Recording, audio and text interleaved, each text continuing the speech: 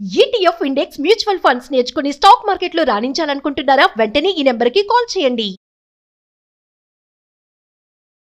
నమస్తే రమగారు. నమస్తే జయ. రమగారు, ఇవాళ నాకు ఎలాంటి స్టోరీ కావాలంటే, ఈ జన్మ ఇది అయిపోయింది, మళ్ళీ నెక్స్ట్ జన్మ పునర్జన్మలు దెయ్యాలు భూతాలు ఉండాలి కానీ ఎక్కువ ఉండకూడదు. మనం సినిమాల్లో చూస్తుంటాం మూగ మనసులు అలాంటివి అన్నమాట. అంటే ఇప్పుడు చచ్చిపోతారు, మళ్ళీ హీరో హీరోయిన్ మళ్ళీ పుడతారు కదా. ఇట్లా రీసెంట్గా కూడా చాలా మూవీస్ వచ్చాయి. అలాంటి స్టోరీస్ ఏమైనా ఉన్నాయా? పెద్ద కథలు కావాలి, మరి ఎక్కువ భయం అనిపించకూడదు మా పిల్లలకి. ఇన్ని చాయిస్లు అంటారా? ఎందుకు ఎన్నేమిటి, ఇంకా నువ్వు 5-6 పెట్టినా కథలు ఉంటాయి మన దగ్గర. మనకి చాయిస్ చేయడం చేత కావాలంతే. కథా సరిత్సాగరంలో బ్రహ్మాండమైన కథలు ఉన్నాయి. మనం బృహత్ కథలు వదిలేసాం కదా, విడిగా బోల్డని కథలు ఉంటాయని చెప్పాను. ఒక శ్రీదత్తుడి కథ చెప్తాం. శ్రీదత్తుడి కథ, ఈ కథ పేరే అది. ఈ శ్రీదత్తుడు గురించి చెప్పాలి.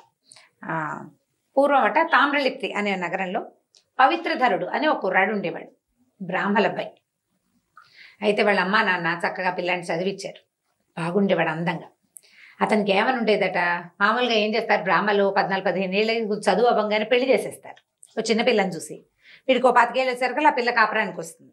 అలా జరుగుతూ ఉంటాయి. అవును. ఇతను చదువు అయిపోయి కొద్దిగా వృత్తి, తన తాలూకు అధ్యాపక వృత్తి అది మొదలు పెట్టాక అతనికి ఏమనిపించింది, ఈ మనుషుల్ని వెళ్ళి వెతుకుని పెళ్లి చేసుకోవటం ఏమిటి, నేను యక్షిణిని పెళ్లి చేసుకుంటాను భావించాడు. యక్షిణి అంటే దయ్యం కాదు, యక్ష విద్య. అది కొంచెం విపరీతమైన జన్మ అనమాట. దేవతల్లోనే ఒక తెగ, చిన్న జాతి. దేవతలు తెక్కే వస్తుందండి. యక్షిణులు దేవతలు తెక్కే వస్తాయి. అదేంటంటే మనం కోరిన కోరికలు తీరుస్తాయి, యక్షులు అంటారు. ఓకే. అయితే ఈ యక్షిణిని సాధించాలని అతనికి గురువు గారి దగ్గర నుంచి ఒక యక్షిణి మంత్రం ఉంది. ఆ మంత్రాన్ని ఎన్ని వేల కోట్ల సార్లు జపించాడు. జపించగా ఒక యక్షిణి ఇతనికి వశమైంది. ఇలాంటివేం ట్రై చేయకండి కదా, అంతే. ఇది ఎప్పటిది మనం గుణాఢ్యుడి కదా, ఏనాటిదో వేల సంవత్సరాల నాటి సంగతి చెప్తాను. పైశాచి భాషలో రాసిన పుస్తకం కదా ఇది. అయితే ఈ యక్షిణిని సాధించాడు. ఆ యక్షిణితో పెళ్లి చేసుకున్నాడు. యక్షిణి అంటే ఇక పెళ్లి అంటే అతనితో ఉండడానికి వచ్చేసింది అనమాట. హాయిగా ఉండేవాడు. ఈ యక్షిణితోటి ఉండేవాడికి వాడికి తిండికి భోగానికి ఏమీ లోటు ఉండదు, శుభ్రంగా ఉంటాడు, హాయిగా ఎంతో బాగా సంతోషంగా ఉండేవాడు. అయితే ఏమైంది, ఒకనాడు అతను గంగా తీరంలో తిరుగుతుంటే ఎవరో తల్లిదండ్రులకి శ్రాద్ధం పెడుతూ కనపడ్డారు.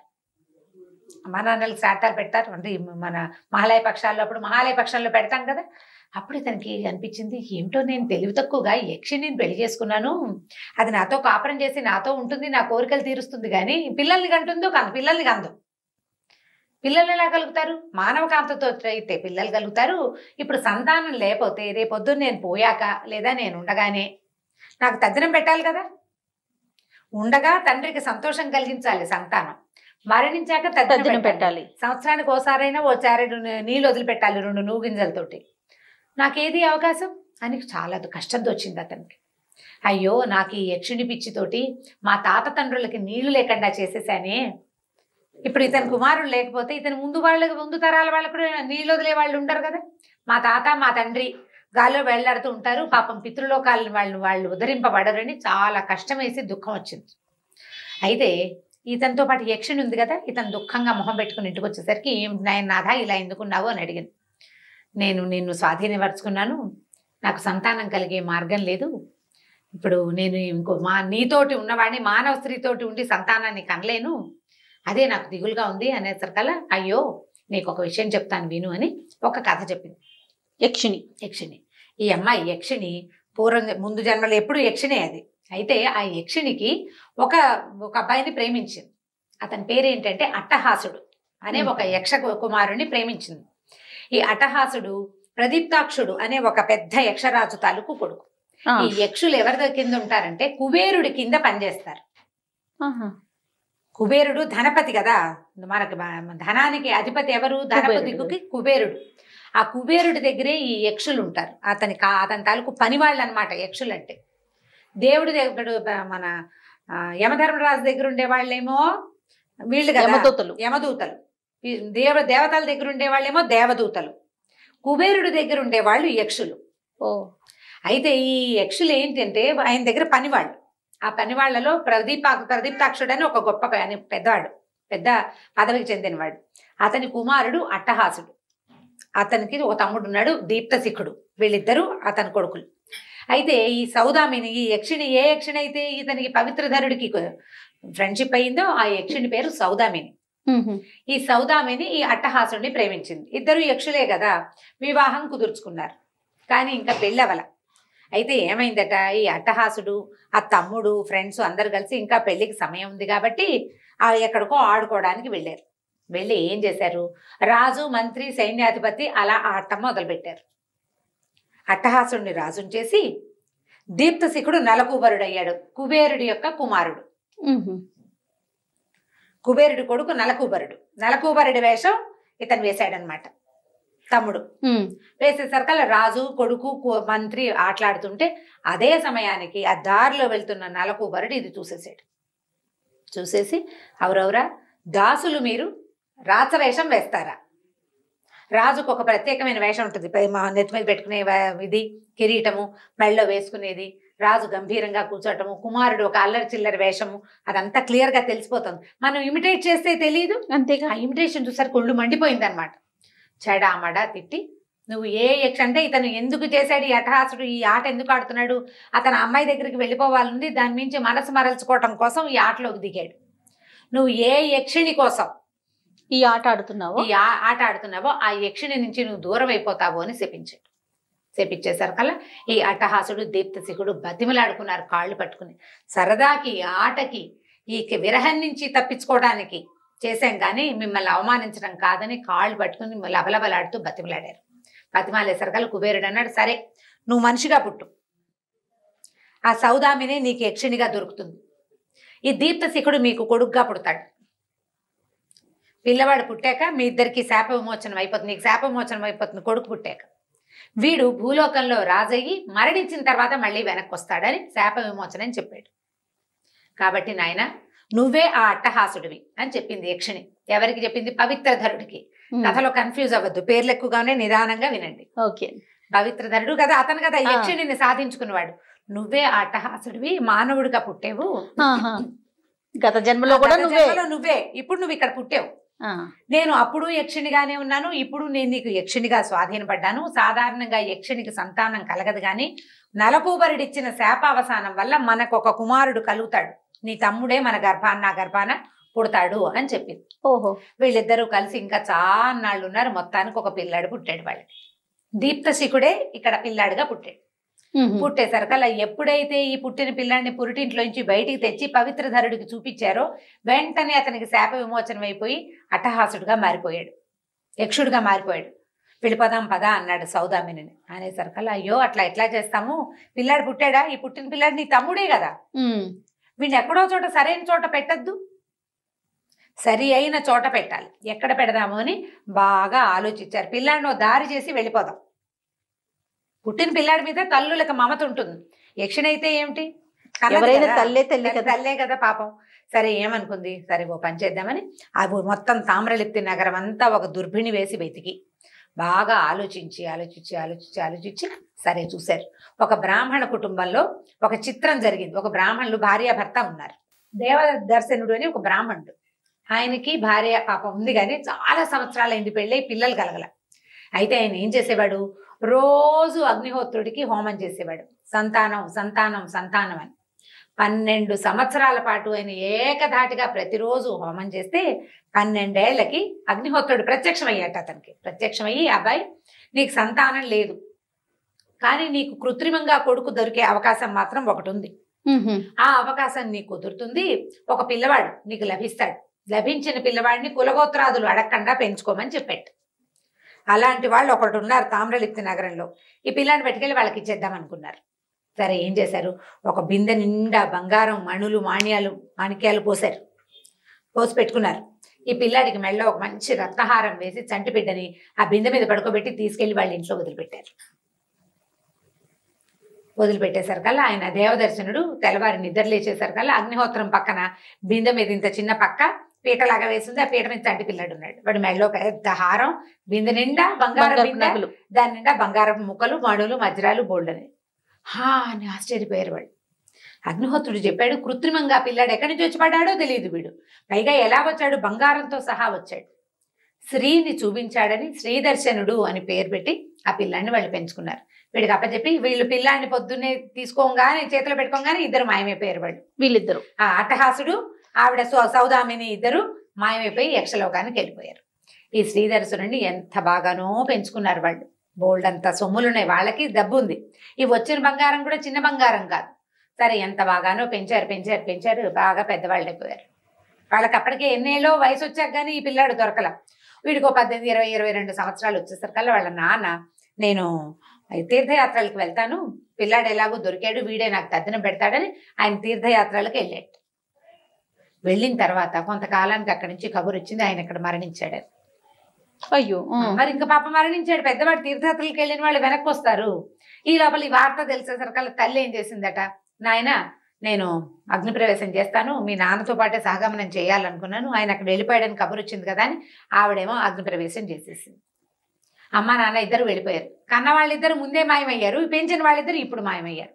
ఈ శ్రీదర్శనుడు ఏమీ తోచక ఇంట్లో ఎవరు తోడులేరు, ఒక్కడే పిల్లాడు కదా, అట్లా పోయి ఇట్లా పోయి బయటికి వెళ్ళి ఒక మెల్లిగా ఒక జూదశాలకి అలవాటు పడ్డాడు.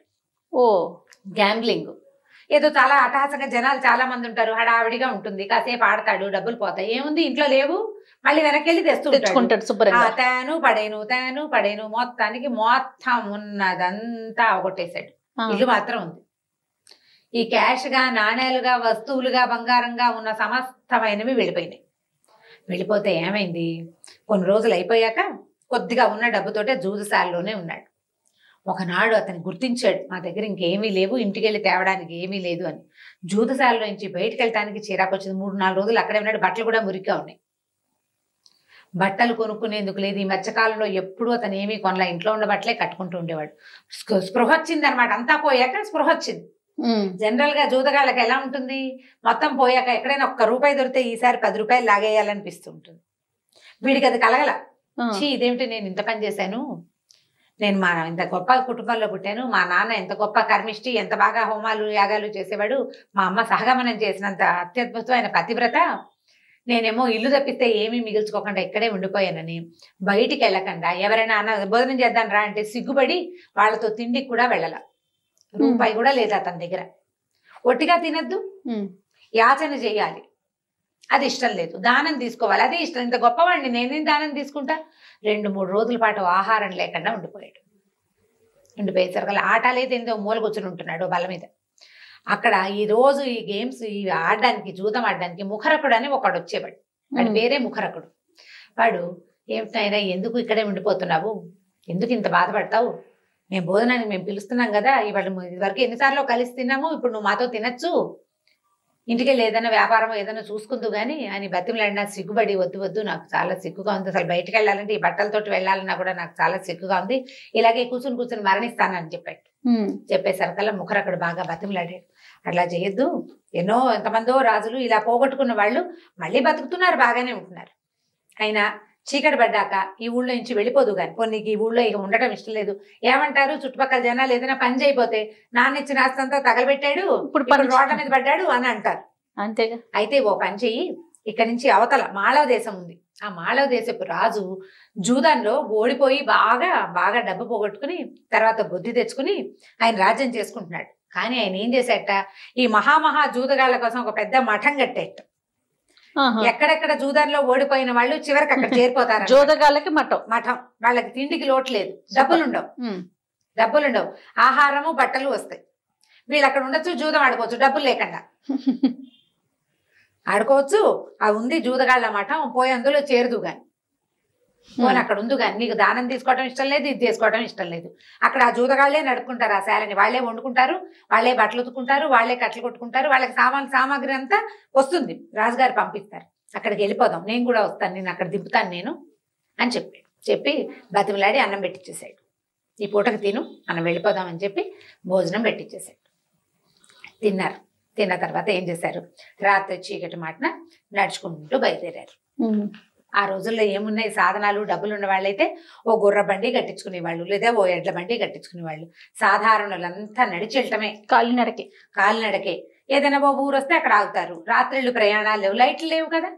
సాయంకాలం అయ్యేసరికి ఏదో ఒక ఊరు చేరటం, అక్కడ ఏదైనా తిండో తిప్పలో అవకాశం ఉంటే వండుకు తింటాం, లేదా ఎవరైనా పూటకోళ్ళ సత్రాలు దొరికితే, ఇళ్ళుంటే పూటకోళ్ళు అంటే డబ్బు, రాజులు నిర్మించిన సత్రాలు ఉండేవి, అడవుల్లో సత్రాలు ఉండేవి, ధర్మశాలలు. ఇక్కడ కూడా ధర్మశాలలు ఉన్నాయి. అవునండి, అవును. అలా ఏదో ఒక శాలల్లో చక్కగా అక్కడ ఉండి భోజనం చేయడం, ఆ రాత్రికి పడుకోవడం, పొద్దున లేచి మళ్ళీ పట్టో అని ప్రయాణం. ఈ దారి మధ్యలో ఏం లేకుండా వెళ్లే వాళ్ళు ఉన్నారనుకో, వాళ్ళకి ఏదైనా పని దొరికితే చేసుకుంటారు, సంపాదించుకునేందుకు అవకాశాలు ఉండేవి. ఈ ఊళ్ళో ఏదో పని ఉంది, 4 రోజులు ఉండి ఆ పని చేసుకుని 4 రూపాయలు జేబులో వేసుకోవడం, రాత్రి వచ్చి ధర్మశాలలో తినేసి పడుకోవడం.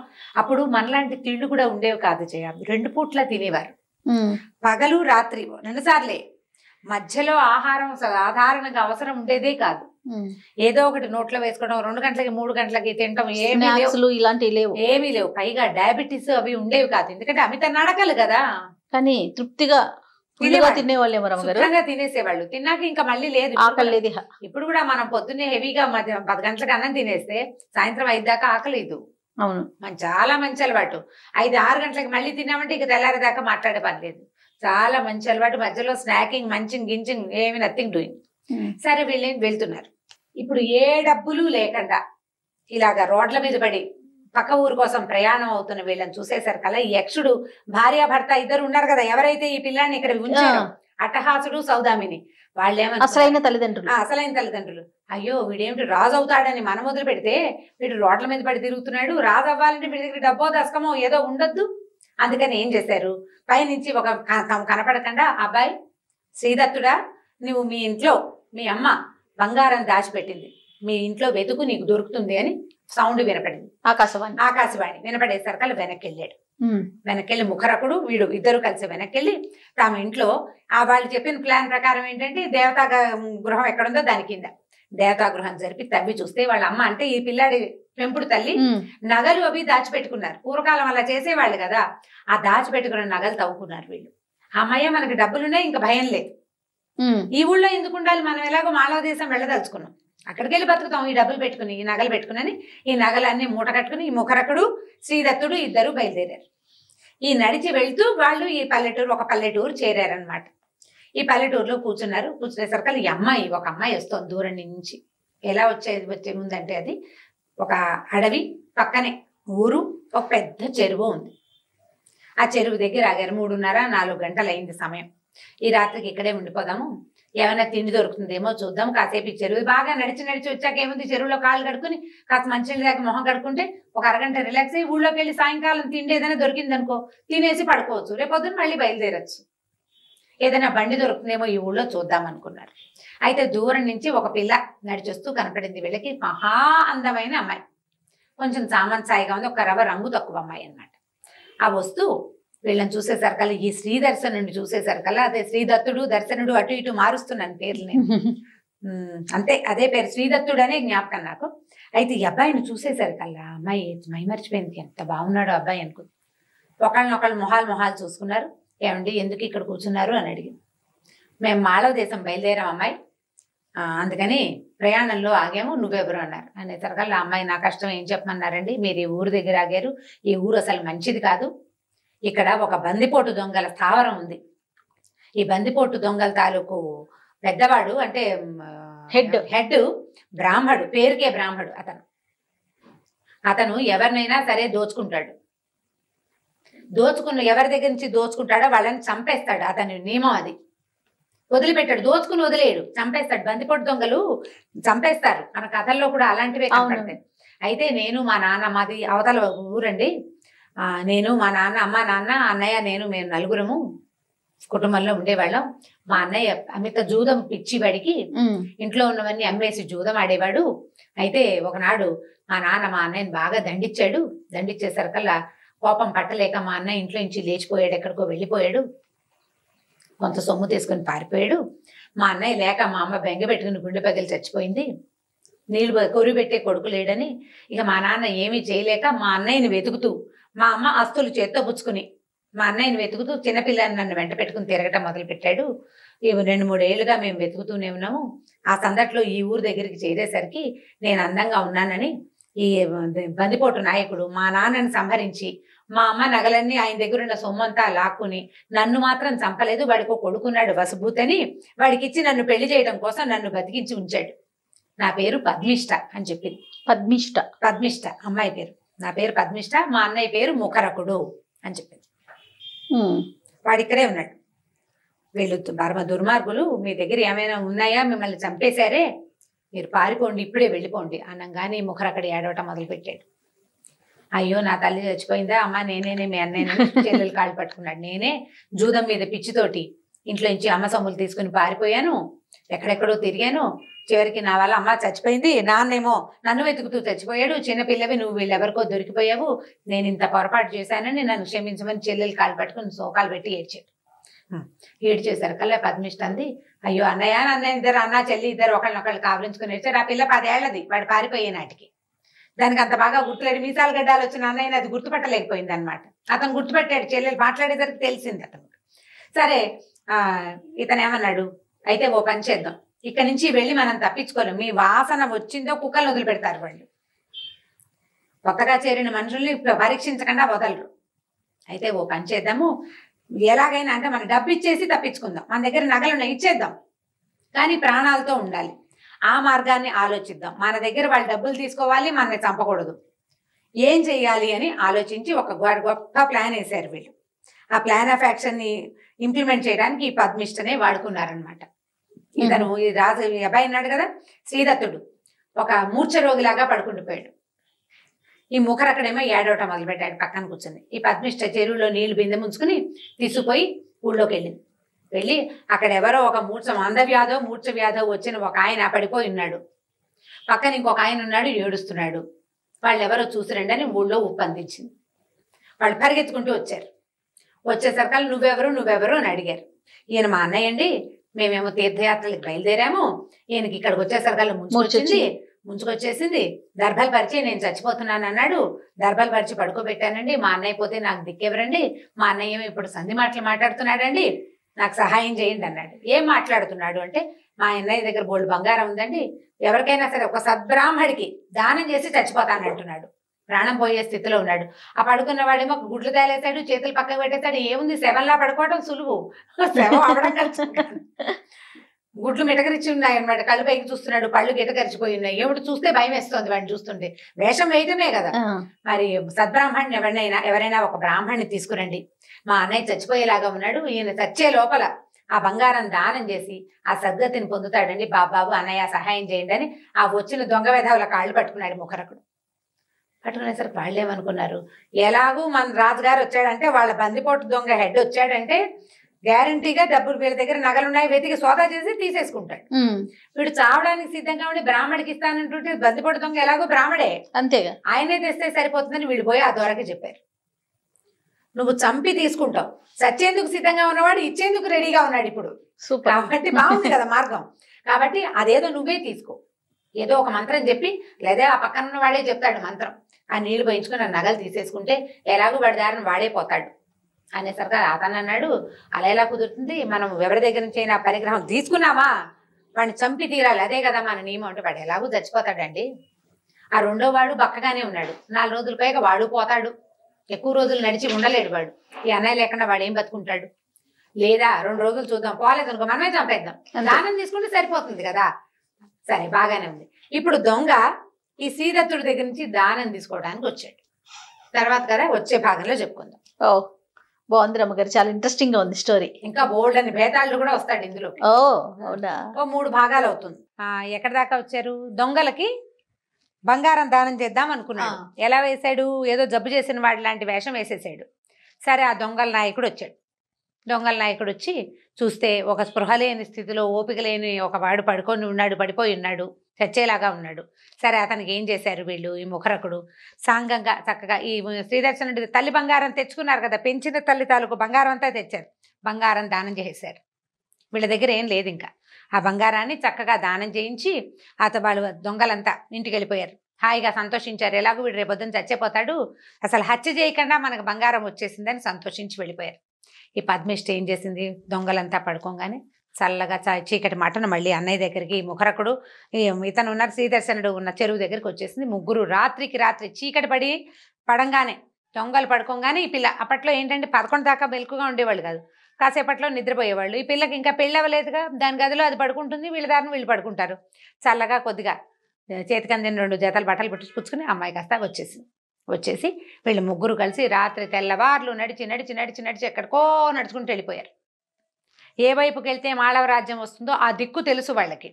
ఇక నడుస్తూ ఉంటే మధ్యదారి సింహాలు, ఎలుగుబంట్లు, పులులు, ఎంత ప్రచండంగా ఉందో అడవి.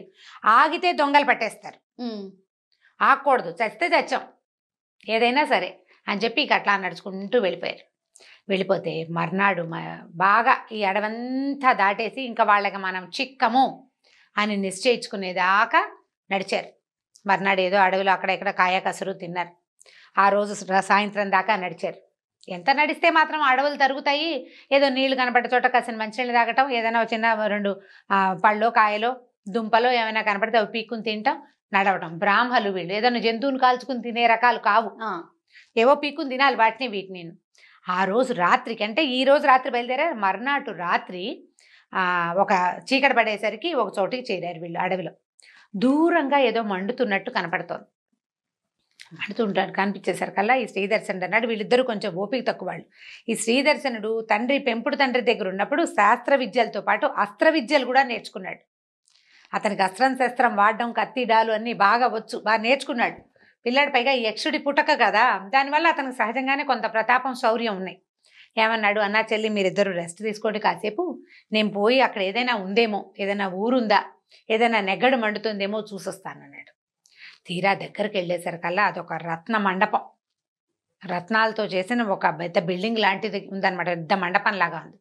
అక్కడ ఒక యక్షిణి, ఒక ఆవిడ కాళ్ళు చాపుకుని పడుకున్నది, ఒక హంసతూలిక తల్పం మీద పడుకుంది. ఇట్లా ఒక పక్కకి తల కింద చేయి పెట్టుకుని ఏదో ఎవరో పాటలు నాట్యం చేస్తుంటే అవి చూస్తోంది. ఆవిడికి బోళ్ళంతమంది యక్షులు అక్కడ సేవిస్తున్నారు.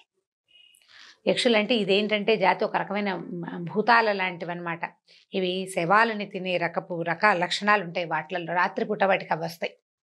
వచ్చేసరికల్లా వాళ్ళంతా ఏం చేశారు, చుట్టుపక్కల దాసదాసి జనం ఉన్నారు, వాళ్ళంతా ఎక్కడెక్కడి నుంచో బోల్డంత ఆహారం తెచ్చి ఆవిడ ముందు కుప్పగా పోశారు. వాళ్ళు గ్లాసుల్లో ద్రాక్షాసవం లాంటిది పోసిస్తే తాగుతోంది. కొంతమంది నాట్యాలు చేస్తున్నారు. దగ్గరికి వెళ్ళి చూసరికి తనకి తెలిసింది. ఏమనుకున్నాడు, కత్తి చేత్తో పుచ్చుకెళ్ళాడు. అక్కడ దాకా వెళ్ళాక ఆవిడ దగ్గర సరాసరి నడుచుకుంటూ వెళ్ళిపోయాడు.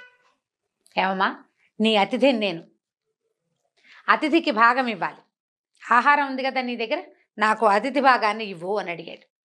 ఆశ్చర్యపోయింది యక్షిణి.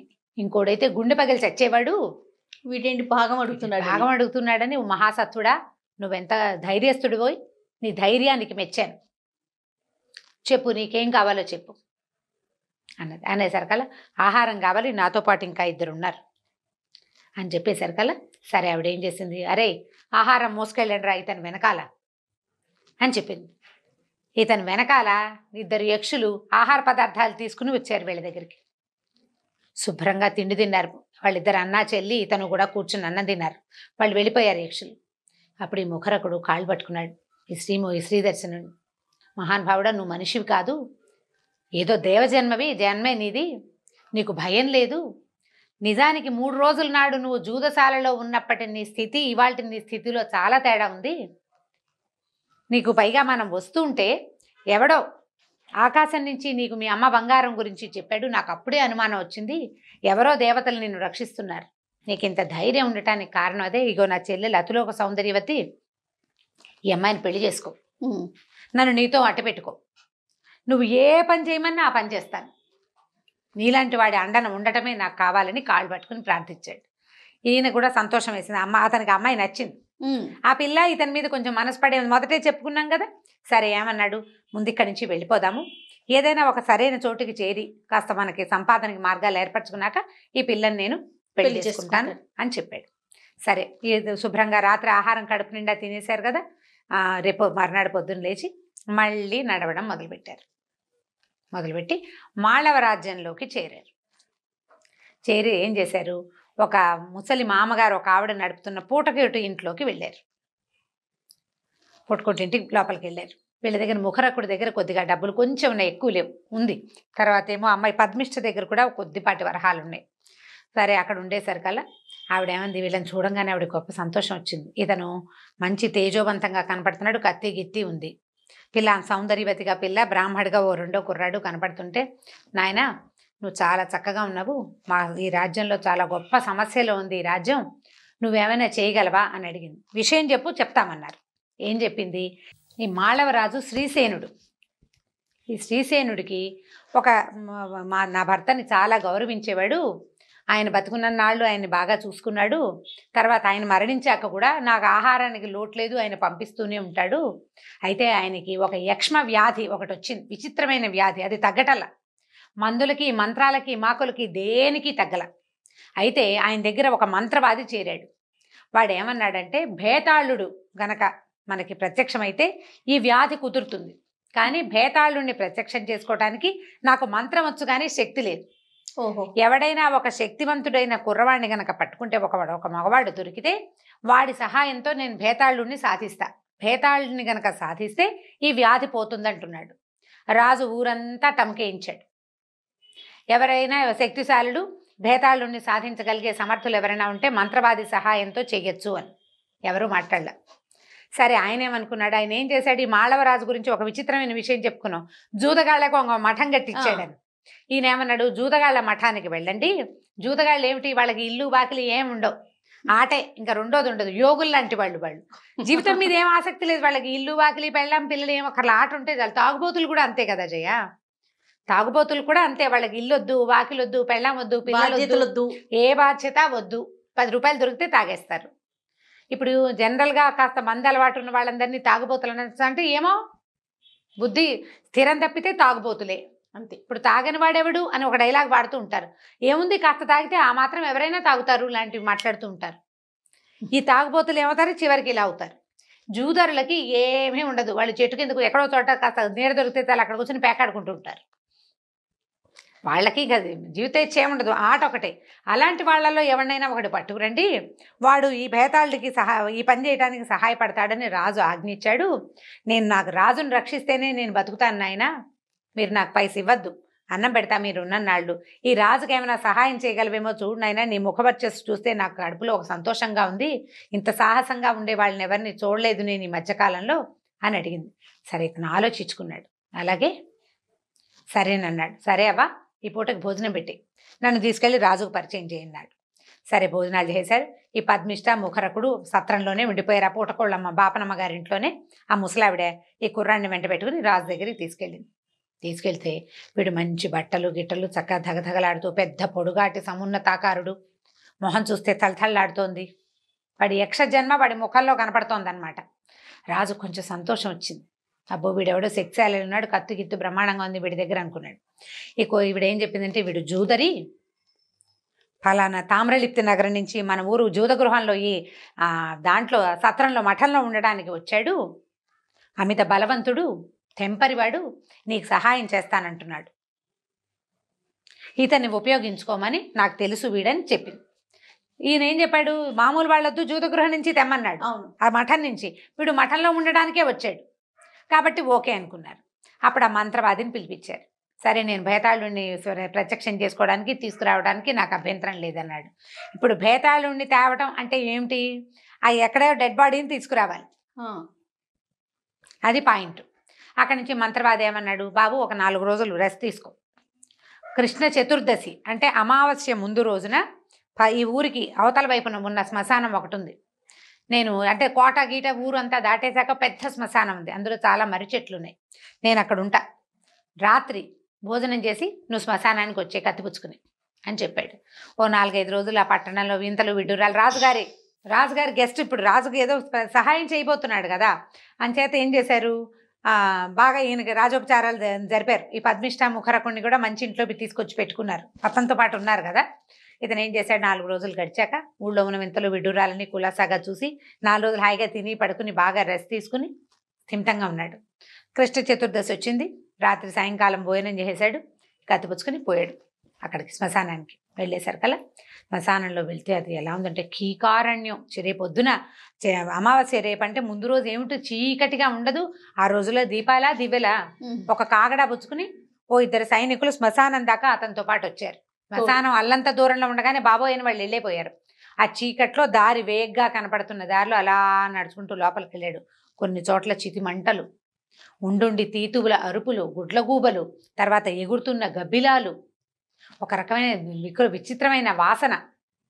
అందులో ఇంకోడైతే గుండె పగిలి చచ్చిపోతాడు, భయం వేస్తుంది. నేను చెప్తుంటేనే నీకు ఒళ్ళు దలదరిస్తాను. లోపలికి నడుచుకుంటూ వెళ్ళాడు. శ్మశానం నడి బొడ్డున ఈ కూర్చునున్నాడు ఈ మంత్రవాది.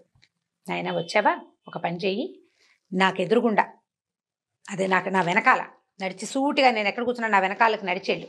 అక్కడ ఒక పెద్ద మర్రి చెట్టు ఉంది. ఆ మర్రి చెట్టు కింద ఒక మృతదేహం ఉంది, కళేబరం. అది భుజాన్ని వేసుకుని రా, అత్తాన్ని ఎత్తుకురా అని చెప్పాడు. చెప్పేసరికల్ సరే వెళ్ళాడు. అక్కడ ఒక మృతదేహం కనపడింది. కనపడితే దాన్ని ఎత్తి భుజాన్ని వేసుకున్నాడు. భుజాన్ని వేసుకునేసరికి ఇంతలో ఒకడు వచ్చాడు, ఒక మనిషి. ఎక్కడికి తీసుకెళ్ళిపోతున్నా, వీడు నా స్నేహితుడు, వాడిని వదిలిపెట్టమన్నాడు. అనేసరికల్లా వీడు ఒప్పుకోలే. నీ స్నేహితుడు అంటే వీడు నాకు స్నేహితుడు, నా స్నేహితుడు వీడు, నాకు కావాల్సిందే అనేసరికల్లా సరే ముందు వెనక ఆడుతున్నారు. అయితే ఎప్పుడైతే ఈ మృతదేహాల్లోకి భేతాళుడు ఆవహిస్తాడట దాన్ని, కథల ప్రకారం అప్పటికే భేతాళావిష్టం అయిపోయింది ఆ శరీరంలోకి. దానికి అంత్యక్రియలు కనుక జరగబోతే భేతాళుడు ఆవహిస్తాడు ఆ లోపల. అక్కడి నుంచి ఈ మృతదేహం ఏం చేసింది, వీళ్ళు భుజాన్ని వేసుకున్నవాడు గట్టిగా అరుస్తోంది, సౌండ్ వస్తోంది, గుర్రని శబ్దం వస్తుంది అనమాట లోపల నుంచి. వాడు లాక్కోబోయాడు ఆ ఫ్రెండ్, వీడు నా మిత్రుడు చనిపోయాడు, నేనేమి ఇంకా అంత్యక్రియలు చేయడానికి డబ్బులు లేక ప్రయత్నం చేయలేకపోయాను, ఇప్పుడు నువ్వు మృతదేహాన్ని ఎందుకు తీసుకెళ్ళిపోతావు అని అరిచర్చి కేకలు పెట్టారు. ఇద్దరు లాగి పీకి చేశారు, లాక్కున్నారు ఒకళ్ళ చేతిలో నుంచి ఒకళ్ళు. ఈ లాక్కునేసరికల్లా ఇంతలో ఏమైంది, ఈ భేతాళావిష్టంగా ఉన్నాడు కదా, ఈ శవం కాస్త, ఈ డెడ్ బాడీ కాస్త వెళ్ళి ఆ స్నేహితుడిని మెడబట్టేసుకుంది. వాడు మరణించాడు. వాడిలోకి కూడా భేతాళుడు వచ్చేసాడు, ఆ మృతదేహంలోకి కూడా. ఇప్పుడు ఇది వాడు కూడా ఇది నాది శరీరం, ఇది నాకు కావాల్సిందేనంటాడు. అయితే ఏమన్నాడు ఈ శ్రీదర్శనుడు, వీడిని అడుగుదాం, ఎవరో ఒకళ్ళని అడగాలి, వీడి మృతదేహం కాబట్టి వీడు మాట్లాడు, అక్కడ మంత్రవాది ఉన్నాడు, తీసుకెళ్ళి అక్కడ అడుగుదాం అనేసరికల్లా ఈ వెనకాల ఈ భుజం మీద ఉన్న శవం, నేను చెప్తాను, నాకెవరు ఆహారం ఇస్తారో, ఎవరు నాకు ఆహారం ఇస్తారో నేను వాడితోటి వస్తాను అని చెప్పింది. భేతాళుడికి ఆహారం కావాలనేసరికల్లా ఎదుర్కొంటా ఉన్నవాడు ఆల్రెడీ మరణించాడు. వీడిని తీసుకెళ్ళాలంటే ఎట్లా? అయితే వెనక్కి వీడేం చేశాడంటే శ్రీదర్శనుడు, అయితే ఇప్పుడు నీ స్నేహితుడు నేను చెప్తున్నాడు కదా, కావాలంటే వాడిని భుజించున్నాడు, వాడిని ఎప్పుడో తీసేసుకున్నాను నేనని చెప్పాడు. వాడిని నేను ఎప్పుడో తీసేసుకున్నా, వాడు చచ్చిపోయాడు, వాడు కాదు, నాకు ఆహారం ఇస్తేనే నేను నీతోటి వస్తానంటే ఈ శ్రీదత్తుడు ఏం చేశాడు, భుజాన్ని వేసుకుని కుడి చేతితోటి ఎడం చేతిని ముక్కలు చేసి ఒక్కొక్క ముక్క అందించడం మొదలుపెట్టాడు. ఎలాగైనా అక్కడికి వెళ్ళాలి, వీడిని వదలకూడదు, ఈ డెడ్ బాడీని వదిలిపెట్టకూడదు. ఈ చెయ్యి ముక్క ఇక్కడ దాకా భుజం దాకా తెగిపోయే కానీ ఈ భేతాళుడు, ఒరిని నీకు మహాసత్వుడా, నీకు ఎంత బలం ఉంది, ఎంత ధైర్యం ఉంది, చెయ్యి నరికి నాకు అందిస్తున్నావు నువ్వు, అయితే ఒక పని చెయ్యి, నువ్వు నచ్చావు నాకు, మంత్రవాదున్నాడే వాడొట్టి పిరిగ్గొడ్డు, వాడికి శక్తి లేదు, నాకు ఆహారం కావాలి, నిన్నెందుకు చెప్పాడంటే వాడు నువ్వు అక్కడికి నన్ను తీసుకెళ్ళంగానే ఈ మహాసత్వంగా ఉన్నవాడిని నాకు బలిచ్చి నా నుంచి వచ్చే శక్తిని వాడు తీసుకెళ్తాడు రాజు దగ్గరికి, అందుకనే జూదశాల నుంచి తెప్పించమని రాజుకు చెప్పాడు. ఏ పోరు పొక్కు లేని మనివాడు ఒకడు వస్తాడని, వాడు నీకంటే బలహీనుడు, నేను వాడిని లాగేసుకుంటా, నువ్వు జాగ్రత్తగా ఉండు అని చెప్పేశాడు. భేతాళుడు వీడి పట్ల వశమైపోయాడు అనమాట, ఎత్తుకున్న వాడికి. ఈ శ్రీదర్శనుడు ఏం చేశాడు, ఈ బాడీని తీసుకెళ్ళి అక్కడ పెట్టాడు. ఆ మంత్రవాది ఆశ్చర్యపోయాడు, అమ్మో వీడు సామాన్యుడు కాదనుకుని దానికి ఏవో చాలా క్రియలు ఉన్నాయి, ఆ క్రియల ప్రకారం ఈ డెడ్ బాడీని పడుకోబెట్టి దాని మీద కూర్చొని దాని నోట్లో ఆవాలు పోసాడు. అక్కడి నుంచి హోమం చేయటం మొదలుపెట్టాడు. ఈ హోమం మొదలు పెట్టేసరికి దాని నోరు తెరిచి నోట్లో వేస్తున్నాడు. పెద్ద మంట వచ్చింది, రావటం ఆ మంట రావటం ఏమిటి, ఈ కూర్చున్నాడు కదా ఈ మంత్రవాది, వాడిని ఇట్లా పట్టేసి ఇవన్నీ లోపలికి లాగేసింది. క్షణంలో ఈ బాడీ మీద కూర్చున్న మంత్రవాది దాని బొట్టలోకి వెళ్ళిపోయాడు,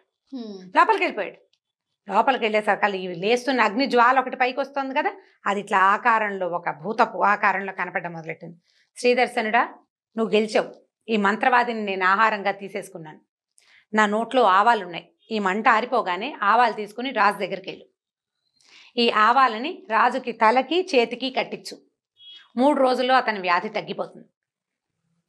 ఇంకోటి ఏం చేస్తాడు, ఇది పట్టుకెళ్ళిపోతాడు. వీడు తెలివైన వాడు శ్రీదర్శనుడు, అయినా కూడా వీడు జూదం ఆడాడు చూడు, వాడేమన్నాడంటే అలా ఎలా కుదురుతుంది, మేమిద్దరం కలిసి వచ్చాం, మంత్రవాది ఇక్కడ ఉన్నాడు, నేను వచ్చా, ఇప్పుడు నేను మంత్రవాదిని చంపేసి నీ దగ్గర నుంచి తీసుకొచ్చానని రాజు అంటే నేనేం చెయ్యాలి? నన్ను నమ్మద్దు వాళ్ళు, నేను దేశదిమ్మరిని. ఎలా నమ్ముతారు? ఎలా నమ్ముతారు? నన్ను బంధిస్తే నాతో పాటు ఉన్న ఇద్దరు ఏమవుతారు? దానికి ఉపాయం చెప్పమన్నాడు. ఏం పర్వాలా, నేను వెళ్ళిపోయాక ఈ బాడీ ఇక్కడే ఉంటుంది, కావాలంటే ఈ బాడీ చీరు చూసుకోమను, మంత్రవాది ఇందులో ఉంటాడు. మింగేసింది ఎవరిది? డెడ్ బాడీ కదా అని చెప్పాడు. చెప్పంగానే ఇతను ఏం చేశాడు, ఆ మంట ఆరిపోగానే ఆ నోట్లోంచి ఇన్ని ఆవాలు ముందు పోసాడు మంత్రవాది. అవి కాలవు, దాని మంత్రం శక్తి అనమాట. అవి చెత్తపుచ్చుకున్నాడు, వెళ్ళిపోయి పడుకున్నాడు. రాత్రి వాడు గుండెకాయ ఇంకోటైతే హడిని చచ్చిపోతాడు. పోయి పడుకున్నాడు. పడుకుని తెల్లవారు లేచి రాజు దగ్గరికి వెళ్ళి జరిగింది చెప్పాడు.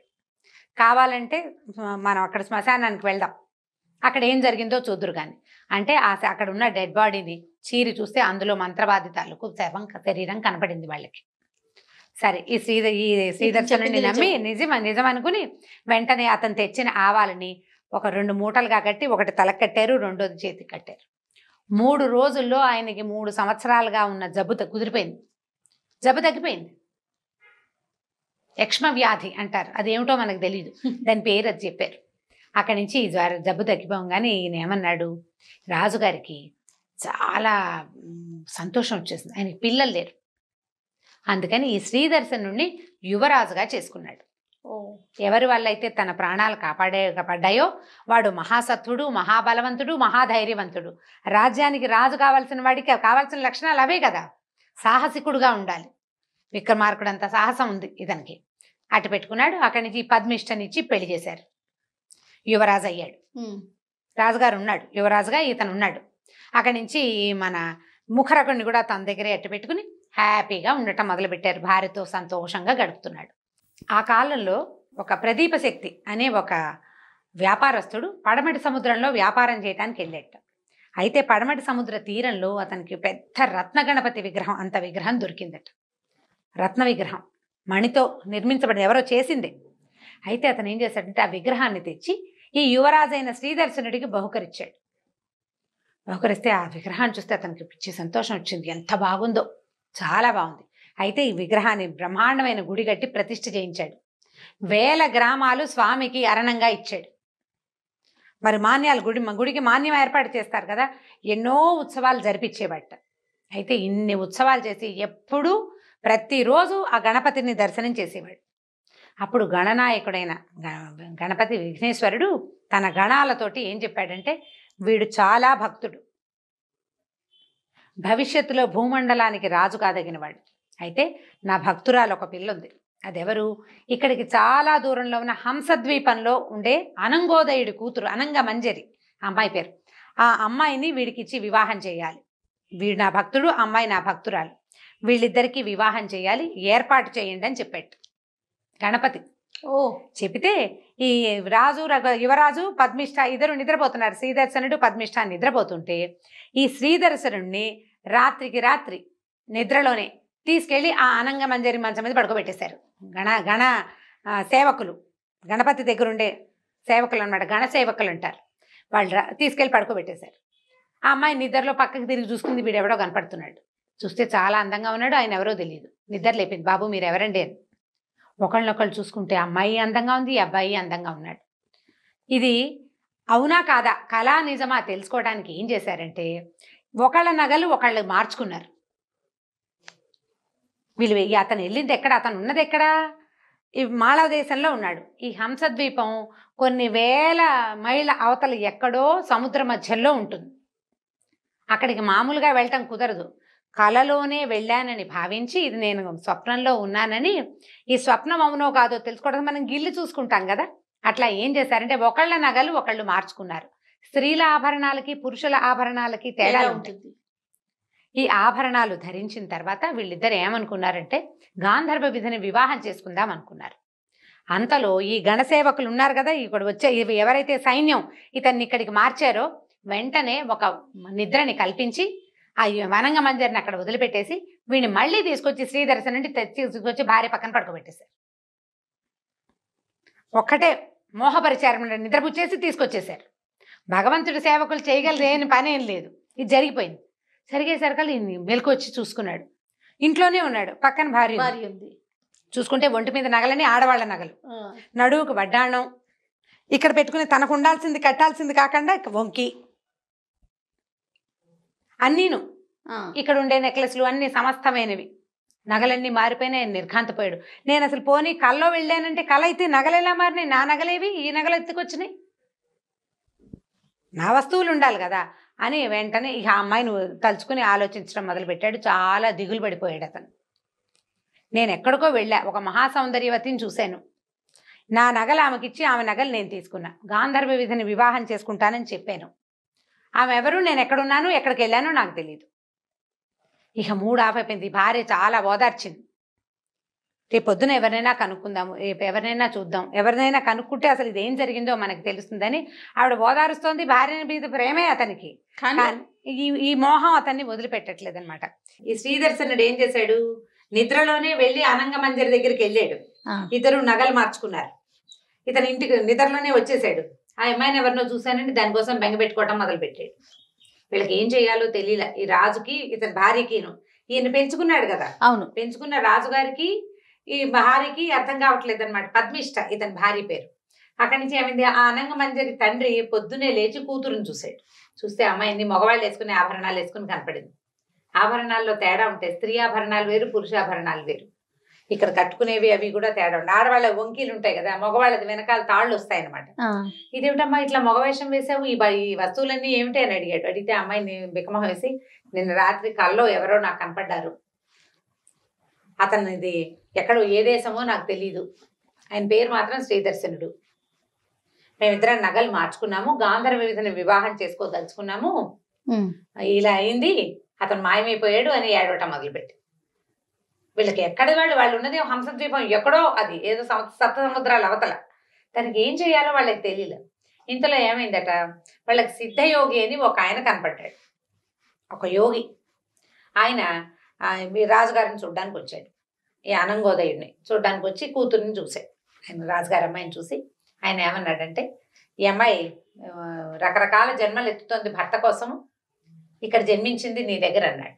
అనేసరికల్లా ఆయన తెల్లబోయి, ఈ రాజుగారు అది కాదండి, ఒక కళ వచ్చింది, అమ్మాయికి పురుషాభరణాలు ధరించి ఉంది, మరి ఈ అమ్మాయి ఆభరణాలు ఏమో అతను పెట్టుకున్నట్ట, అతనేమో వాళ్ళు నిద్ర లేచేసరికి కనపడలేదు, పిల్ల చాలా బెంగ పెట్టుకుంటోందంటే ఆయన ఏమన్నాడు, ఈ రాజు ఇక్కడ వాడు కాదు, భూలోక చక్రవర్తి, ఆ భూలోకంలో రాజు, ఒక రాజుగారి అబ్బాయి, అతను పెంచుకోబడ్డాడు శ్రీదర్శనుడు, కానీ అతను విద్యాధరుడు, మానవ జన్మ ఎత్తినవాడు. ఈ అమ్మాయిని ఆ అబ్బాయికి ఇచ్చి వివాహం చేసే ఏర్పాటు నేను చేస్తానని ఆయన ఏంటంటే సిద్ధ యోగి కదా, క్షణంలో అక్కడ కళ్ళు మూసుకుని ఇక్కడ ప్రత్యక్షం అవ్వగలరు. ఆయన ఎక్కడికి వచ్చాడు, ఎక్కడైతే ఇతను ఒక రత్న గణపతిని దొరికితే ఒక విగ్రహం పెట్టి గుడి కట్టారు కదా, ఆ దేవాలయానికి వచ్చాడు. ఆ దేవాలయంలో ఏంటంటే ఒక పిచ్చి అబ్బాయి తిరుగుతూ ఉన్నాడు. ఈ రత్న గణపతి విగ్రహాన్ని తెచ్చాడు కదా ఒక వ్యాపారస్తుడు, అతని కొడుకు మహేంద్ర శక్తి, వాడు పిచ్చివాడు, ఒంటి మీద బట్టలు కూడా ఉండవు, వాడికి తెలియదు అనమాట, పిచ్చిగా తిరుగుతూ ఉంటాడు. ఈయన ఏం చేశాడంటే వచ్చిన సిద్ధయోగి ఆ మహేంద్ర శక్తి తాలూకు పిచ్చి కుదిర్చేశాడు. వాడు తెలుసుకున్నాడు తన ఒంటి మీద బట్టలు, ఒక 20 ఏళ్ల పిల్లాడు, వాడికి స్పృహ వచ్చేసింది. అంతకుముందు అంతా పిచ్చిగా ఒక 10 ఏళ్ళుగా అలా అమాయకంగా బట్టలు కూడా లేకుండా ఏదో వెర్రిగా తిరుగుతూ ఉండేవాడు. వాడు నార్మల్ అయిపోయి ఇంటికి పరిగెత్తుకుంటూ వెళ్ళిపోయాడు. వెళ్ళేసరికల్లా ఊరంతా విడ్డూరంగా చెప్పుకున్నారు, చాలా గొప్పగా చెప్పుకున్నారు, అయ్యి బాబాయ్ ఏమిటి వచ్చిన ఆయన ఇంత బాగా చేసేసాడంటే. అప్పుడు రాజుగారికి కూడా ఈ విషయం తెలిసింది, మహేంద్ర శక్తి జబ్బు కుదిర్చేశాడు వచ్చిన సిద్ధయోగి అని. అప్పుడు ఆయన ఏం చేశాడంటే కోడల్ని తీసుకుని ఆ సిద్ధయోగిని చూడడానికి వెళ్ళాడు. మీరు మహేంద్ర శక్తి జబ్బు కుదిర్చేశారు, మా అబ్బాయి జబ్బు కూడా కుదర్చండి. కొద్ది రోజుల క్రితం మా వాడు కలలో ఎవరివో ఆభరణాలు నేను ధరించానంటాడు, ఒక అమ్మాయిని చూశానంటాడు, అనంగమంజరి పేరు మాత్రం చెప్తున్నాడు, ఎక్కడికి వెళ్ళాడో తెలీదు, ఇట్లా జరిగింది, మా అబ్బాయి ఇంకా స్వస్థత చెందలేదు, దిగులుగానే ఉంటున్నాడు, మరి నాకు దీని సంగతి చూసి పెట్టండి అని అడిగాడు. అప్పుడు ఆయన పక్కపక్కన అవుతూ మీ అబ్బాయిని పిలిపించండి అన్నాడు. పిలిపించంగానే ఆ అబ్బాయిని చూసి ఇతనే కదా అనంగమంజరి నగలన్నీ దొంగతనం చేసుకుని హంసద్వీపం నుంచి పారిపోయిచ్చాడు అనేసరికి ఆశ్చర్యపోయారు. ఓ హంసద్వీపం ఈయనకు తెలుసు అనమాట. అక్కడి నుంచి ఆయన ఏం చేశాడంటే ఈ శ్రీదర్శనుడిని తనతో పాటు హంసద్వీపానికి తీసుకెళ్ళిపోయాడు. కళ్ళు మూసుకుని తెరిచేలోగా తీసుకెళ్ళాడు. కాలగమన విద్య అంటారు దాన్ని. ఇక్కడున్న నిమిషాల్లోనే మళ్ళీ అక్కడ ప్రత్యక్షం అయిపోతారనమాట. అక్కడికి తీసుకెళ్ళిపోయి ఇక్కడ అంతర్ధానం అయిపోతారు, అక్కడ ప్రత్యక్షం అయిపోతారు. సూపర్ కదండి. మనకు దొరికితే ఎంత బాగుండు. బాగుండు. క్యాబులు వెతుక్కోలేక చచ్చిపోతున్నాం. అక్కడి నుంచి అక్కడికి వెళ్ళాక ఆ అనంగ మంజరిని ఇచ్చి అతనికి శాస్త్రోక్తంగా వివాహం చేసి ఆ అమ్మాయిని ఇచ్చి పంపించేశారు. ఈ శ్రీదర్శనుడు ఈ అనంగ మంజరి పద్మిష్టతోటి హాయిగా కాపురం చేసుకుంటూ చక్కగా కులాసాగా ఉన్నాడు. వీళ్ళిద్దరు భలే కలిసి ఉండేవాళ్ళు. ఎంత బాగా కలిసి ఉండేవాళ్ళో. వీళ్ళిద్దరికీ కొంతకాలం తర్వాత అనంగసేనుడు పద్మసేనుడు అని 2 కుమారులు కలిగారు, చెరుకో అబ్బాయి. పిల్లలతోటి చాలా బాగున్నాడు. పెద్దరాజు గారు కాలం చేశారు, ఇతను రాజు అయిపోయాడు. ఈ రాజు అయిన తర్వాత ఏమైందంటే ఒకనాడు 4-5 గంటల వేళ భార్యలతో కలిసి ఈయన రాజుగారు వ్యాహ్యాలకి వెళ్ళాడు. కోట బయటికి వెళ్తున్నారు. వెళ్తుంటే ఒక బ్రాహ్మడు ఒక ఆయన వచ్చి పెద్దగా ఏడుస్తూ ఏమిటో ఏదో విచిత్రంగా మాట్లాడుతున్నాడు అనమాట. అది ఆ మాటలు ఎలా ఉన్నాయంటే, ఓ 2 ఆడవాళ్ళు ఎవరో నీకోసం పుట్టారు, వాళ్ళు చనిపోతున్నారు, నువ్వెప్పుడు వెళ్తావు అంటాడు. తమాషాగా మాట్లాడతాడనమాట. రాజుకు అర్థం కాదు. నాకు అర్థం కావట్లేదండి అన్నాడు. అని మీకు అర్థమైందా అని వెనక్కి తిరిగి చూశాడు. భార్యలిద్దరికేసి వాళ్ళిద్దరు ఏడుస్తున్నారు. ఆయనకి అర్థం కాలేదు. ఆ ఏడుస్తూ 2 కళ్ళు తిరిగి పడిపోయారు, చనిపోయారు అమ్మాయిలు. భార్యలిద్దరూ పోయారు. ఈయన ఏం చేయాలో తెలియలే. ఆయన స్పృహ తప్పిపోయాడు. బాగా చనిపోయిన సంగతి అర్థమైపోయింది. ఇక సైనికులు వాళ్ళు వీళ్ళు అంతా పరిగెత్తుకొచ్చి రాజుగారిని ఇంట్లో తీసుకెళ్లారు. 2 రాణుల భౌతిక దేహ కాయాలని లోపలికి తీసుకుపోయారు. సరే, వాళ్ళకి చేయవలసిన అన్ని కర్మలు చేసేసాడు రాజు. చేసిన తర్వాత భార్యలు లేక ఉండలేకపోయేవాడట అతను. ఉండలేక ఒకనాడు అట్లా వ్యాహ్యాలకి బయలుదేరి అలా నడుచుకుంటూ వెళ్ళేసరికల్లా ఒక శ్మశానం పక్క నుంచి వెళ్ళేట బయటికి. అంటే తిరుగుతున్నాడు. తిరుగుతుంటే ఆ శ్మశానానికి ఒక పెడగా ఒక పెద్ద చెట్టు ఉంది. మామిడి చెట్టు, చింత చెట్టు లాగా కనపడుతోంది. ఆ చెట్టు కింద నుంచి ఓ 2 ఆడవాళ్ళు వచ్చారట బయటికి. చక్కగా ఉన్నారు. వాళ్ళు వచ్చి రండి ఇక్కడ విశ్రాంతి తీసుకుందరుగా నన్ను పిలిస్తే ఈయన ఏదో ధోరణిగా ఉన్నాడు. వెళ్ళాడు వాళ్ళతోటి. వెళ్ళేసరికల్లా కూర్చోబెట్టారు. ఏదో మంచినీళ్ళు తాగడానికి ఇచ్చారు. కాస్త సుగంధంగా వాసన వచ్చే మంచి ద్రవ్యం ఒకటి ఇచ్చారు తాగడానికి. ఎవరు మీరు అన్నాడు. అనేసరికల్లా వీళ్ళు ఏం చెప్పారంటే ఒక పాత కథ చెప్పారు, ఒక పునర్జన్మ కథ. పూర్వం కాశీనగరంలో కమలగర్భుడు అని ఒక బ్రాహ్మణుడు ఉండేవాడు. ఆయనకి ద్యుతి బల అని 2 భార్యలు ఉండేవాళ్ళు. 2 భార్యలు. వాళ్ళిద్దరూ ఎంతో ప్రేమగా ఉండేవారు. అయితే వీళ్ళకి సంతానం కలగలేదు. ఆయన రోజు హోమం చేసేవాడు. హోమం చేసినప్పుడు ఆ హోమంలో ఈ భార్యలు ఆయన ఏం దండం పెట్టుకునేవాళ్ళు అంటే వచ్చే జన్మ కూడా మేము ఇలాగే భార్యాభర్తలుగా జన్మించాలని కోరుకునేవాళ్ళు. ఆ భార్యలిద్దరే తనకు కావాలని వాళ్ళు భర్తతోటే తమిద్దరము అతనితో ఉండాలని కోరుకునేవాళ్ళు. చాలా కాలం తర్వాత సంతానం లేకే మరణించారు వాళ్ళు. ఈ మరణించిన కమలగర్భుడు ఎవరిలాగా పుట్టాడు? దీప్తశిఖుడు అనే విద్యాధర యువకుడుగా పుట్టాడు. ఓహో. ఈ అమ్మాయిలిద్దరు, ఇతని భార్యలిద్దరు జ్యోతిర్లేఖ, ధూమలేఖ అని 2 అమ్మాయిలుగా ఇంకొక విద్యాధర కుటుంబంలో పుట్టారు. చాలా కాలం తర్వాత వాళ్ళు తెలుసుకున్నారు తమిద్దరం మొదటి జన్మించామని ఇట్లా, కానీ తమకి భర్తగా ఉండవలసిన వాడు ఇలా దీప్తశిఖుడుగా పుట్టాడు అని. ఆ దీప్తశిఖుడిని కలుద్దామని వాళ్ళు అమ్మాయిలిద్దరూ వచ్చేసరికల్లా దీప్తశిఖుడు అట్టహాసుడు 2 కలిసే కదా శాపం పొందారు.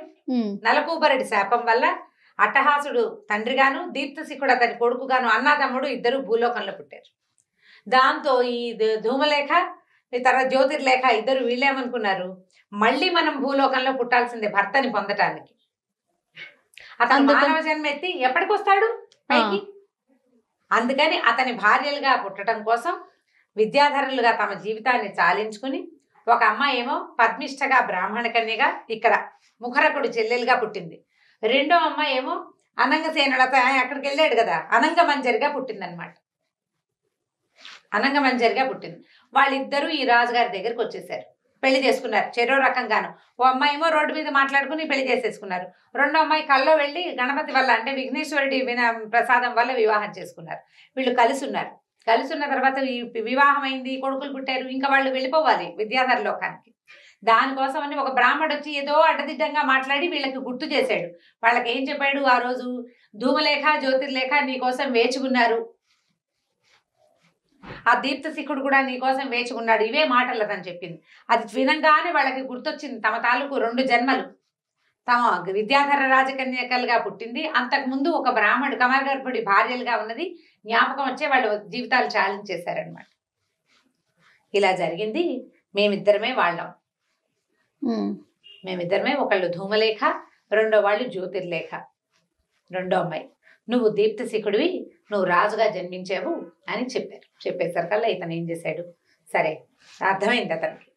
తన భార్యలతో కలిసి ఒకసారి నగరానికి వెళ్ళి కుమారులిద్దరికీ ఇది చేసాడు, పట్టాభిషేకం చేసేసి తన జీవితాన్ని, మానవ జీవితాన్ని ఎలా చాలించాలి, మనకి స్పృహ వచ్చేదాకా అలాగే ఉంటారు. ఇంతకుముందు అట్టహాసుడు కూడా అంతే, కుమారుడి ముఖం చూసేదాకా అతను మనిషిగానే ఉన్నాడు. ఇతనికి ఏంటంటే వీడికి ఏం తెలిసింది, తన జన్మరహస్యం తెలుసుకునేదాకా ఇతను ఇక్కడే ఉంటాడు. వాళ్ళకి రాజ్యాన్ని ఇచ్చేసి భార్యలతో సహా విద్యాధర లోకానికి వెళ్ళిపోయాడు. అట్లా శ్రీదర్శనుడు తన తాలూకు భార్యలైన ధూమలేఖ జ్యోతిర్లేఖలతోటి విద్యాధర లోకానికి వెళ్ళిపోయి తన అన్నయ్యన అట్టహాసుడు మరియు సౌదామినితో కలిసి హాయిగా ఎంతో కాలం సుఖంగా ఉన్నాడు. కథ కంచికి మనం ఇంటికి.